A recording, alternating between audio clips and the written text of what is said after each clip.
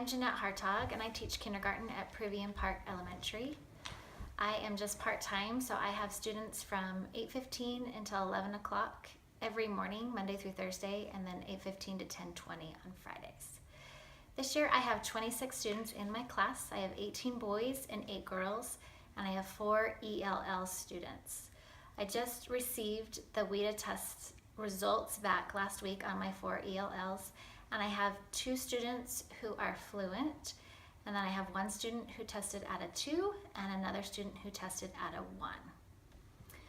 A typical day in kindergarten consists of the students coming in, and we usually start on the rug where we do whole group activities. I typically start with English language arts activities such as phonemic awareness, phonics, we're learning our letters and sounds, we review sight words, and then from there we go to our tables and usually do some type of a practice station or writing activity. And then from there the students have what we call our oral language block, and at this point the students can choose to go to 6 different areas in my room. I have a block area, a writing area, an art area, a house area, a math area, and a book area. And each day my students make a plan of where they want to go, and they tell me using a complete sentence, I am going to the block area. And then I'll usually ask them, what are you going to do in the block area? And they will tell me, I am going to build a tower with blocks. From there they go and do their plan, and then we clean up and we come back and we meet on the rug again, and they review what they have done during the oral language block. We also do math for half an hour at our tables each day, and then we typically clean up and get ready for home and have a quick snack and then story. So that's a typical day in kindergarten. My first concrete example is my little ELL that tested at a 1. He is from Turkey and speaks Turkish. His native language is Turkish. And his parents, he is an only child, and he just turned 5 August 24th. So he's very young. His parents are concerned because in Turkey, he had trouble interacting with other children. He had some social skills issues. And so they have been concerned, wondering how he's doing in my kindergarten classroom. And so far, we are 20 days in at this point, and my observations of him are that he is very confused about a lot of things, and it's taken him a long time to understand some of the commands that I use on a daily basis, such as go get your backpack, or put your paper in your mailbox, or go sit on the rug. All of those things he's slowly starting to, it seems, comprehend and understand. But it's taken a little bit of extra prompting with him to get him to understand those commands.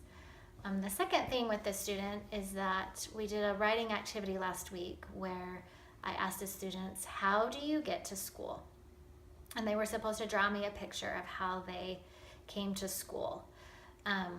When I went over to him, when he was about to do his picture, I got down on his level and I said, how do you get to school? And his response was, school. And then I said, do you come in a car? And his response was, car. So in terms of linguistics, I'm not exactly sure how to explain this other than I have been unable to have a two-way conversation with this student at this point. I can't ask a question and get a response back from him. And the same goes with my students as well.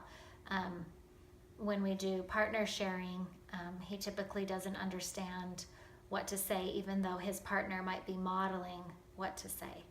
So right now we're just kind of at a point where he is repeating words that we are saying to him back. And then as far as interacting with the other children during our oral language block, he typically will, I usually have to take him to an area of the room and get something out for him to play with. And then he usually just plays by himself and doesn't interact with the other children. So it's going to be interesting to see as the year goes how he progresses in these different areas. My second concrete example is just all my students in general, because I teach kindergarten and I'm working with such young children who are also learning English, especially learning how to speak in complete sentences. I've noticed a couple different things. And so my second example is when we do our review time, I've often heard this year, I've noticed that when I say, "What did you do today?" I hear this comment several times. "I maked a picture for my mom in the writing area." So instead of using the word made, which is the past tense of the verb make, they add that ed, so they understand that ed shows past tense, and they add that bound morpheme of ed to the end of the word make, making it maked. So that's been interesting to see and hear and observe. And then the other example is they will often say, "I drawed a picture," or I guess I maked a tower in the block area. And then the other example would be, "I drawed a picture for my mom." So again, instead of I drew, which is the past tense form of the verb draw, they add that ed, that bound morpheme, to the word, making it drewed.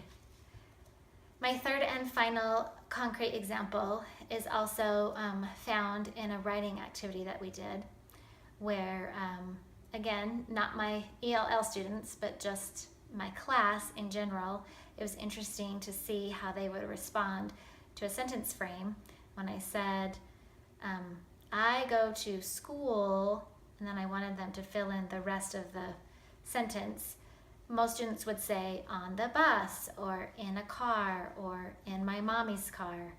But I did have a couple of students say, one said, "I walk with my mom to school." And then I had another student say, "I go to school walking down the street with my mom." So essentially they had the same meaning and the same picture, but they chose to put their prepositional phrases in different places in relationship to the noun phrase and the verb phrase. So syntactically speaking, I thought that was interesting to see how they chose to put the prepositional phrases in different places in their sentences. That's it. Thank you.